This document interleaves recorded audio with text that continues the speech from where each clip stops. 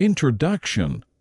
Genesis 18 begins with Abraham welcoming 3 visitors, who are revealed to be the Lord and 2 angels. This chapter highlights Abraham's hospitality and his conversations with the Lord, teaching us about God's character and human faith. Main subject: Abraham's hospitality. 18:18. The Lord appears to Abraham near the great trees of Mamre.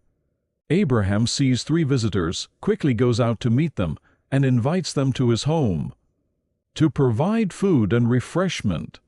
Abraham's hospitality shows his humility and faithfulness. Promise of a son to Sarah. 18,915.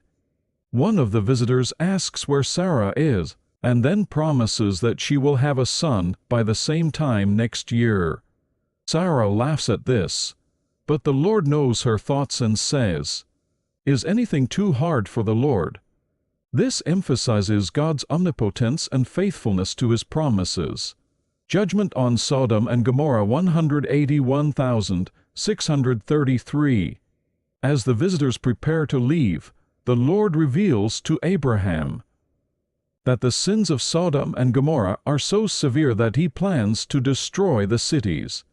Abraham intercedes, asking if the cities would be spared if 50 righteous people are found, and eventually negotiates down to 10. This shows Abraham's role as an intercessor and God's justice and mercy. Conclusion. Genesis 18 highlights Abraham's faith and God's promises, as well as his justice and mercy.